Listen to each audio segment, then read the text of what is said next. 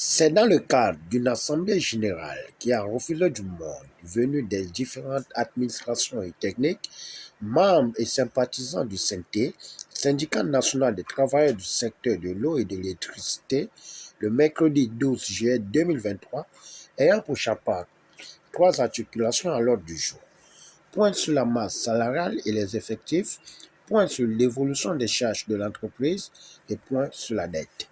Plus à demander à ce que tout le monde soit logé à la même enseigne, c'est-à-dire la gratuité en termes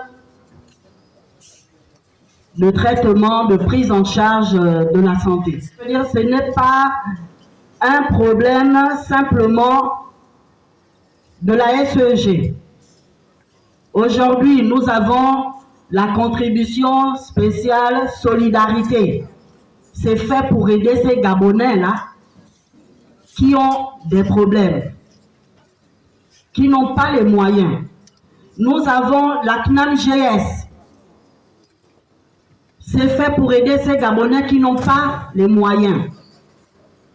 Il est donc anormal qu'au sein d'une entreprise, que les mieux nantis soient ceux qui ont la couverture à 100%, la prise en charge à 100%, et ceux qui triment soient obligés de payer 15%. Dans cette période entre 2018 et 2023. Et il se trouve qu'on part de 37 milliards de masse salariale. Je ne voulais pas donner les chiffres parce que le directeur général est en train de faire valider les comptes et il va faire une tournée pour donner les chiffres exacts. Donc, entre 2018 et 2022, parce que les chiffres que nous avions, on est passé de 37 à 43 milliards. Et le problème principal qui a été pointé, ce n'est pas tout à fait la réduction des salaires, c'est l'indexation des salaires à l'inflation. Nous savons tous que les prix de vente de la SEG sont bloqués, mais on s'interroge si on doit garder cette indexation. Voilà le vrai problème. On ne peut pas nous enlever ici pour nous amener dans un autre pays. On a commencé à la SEG, nos enfants sont nés là et nous sommes prêts à aller à la retraite. Il faut préserver l'emploi pour nos enfants, nos petits-fils. On est d'accord avec tout ce qu'ils sont en train de dire. Sauf que, ils ont énuméré qu'il y a beaucoup de directeurs, il y a beaucoup de chefs de département qui ont été nommés de 2017 à 2023. On est tous d'accord? Le nouveau DG vient d'arriver. Il ne connaît pas tout ça là. Il n'est pas dedans.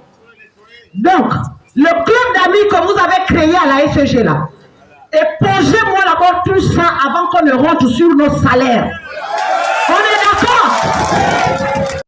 Mais nous-mêmes, aujourd'hui, qui prenons la société, il faut qu'on sache gérer. On a parlé de Gabon d'abord, on a parlé de patriotisme.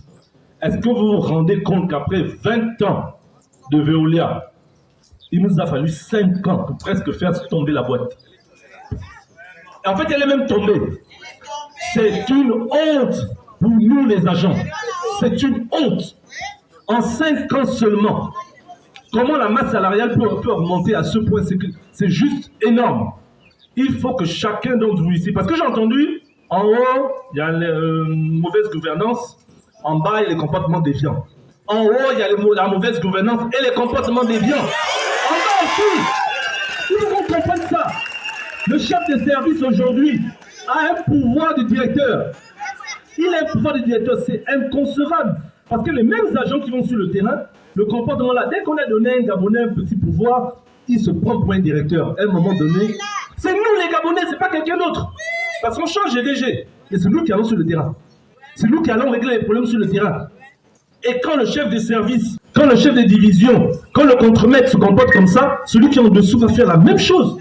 Éric Josué Bouanga Moussavou, porte-parole du SYNT et pierre angulaire, n'a pas hésité à fixer le cap de la motivation de la rencontre suite à la masse salariale explosive, recrutement frauduleux de 135 agents qui ne sont jamais passés au métier Jean Violas. Mise en relief les recrutements qui ont été faits sans tenir compte, sans respecter les règles et procédures en la matière.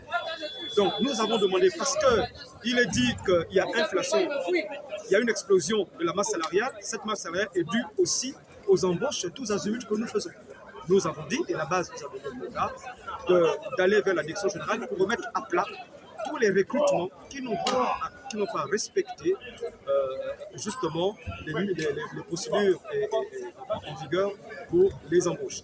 Nous voyons ici, cas de figure, nous commençons par prendre des temporaires. Un Gabonais, on le prend la mode temporaire. Après temporaire, un contrat professionnalisant. Après professionnalisant, il monte en contrat CDD, contrat à durée déterminée. Ensuite, nous le confirmons en contrat à durée indéterminée. Or, nous avons constaté, et ce surtout dans la période du mois de juin, qu'il y a eu près de 135 embauches, mais qui n'ont pas respecté ces procédures. Parce que nous parlons des problèmes qui sont très sérieux et qui touchent à l'avenir de l'entreprise. Nous interpellons donc le conseil d'administration, parce que c'est le conseil qui a nommé, pour que cet intérim soit désormais arrêté. Alors, nous ne faisons pas d'orientation, mais nous disons que nous avons abordé des problèmes importants, suffisamment sensibles. Nous ne pouvons pas discuter avec des personnalités qui ne sont là qu'en intérim.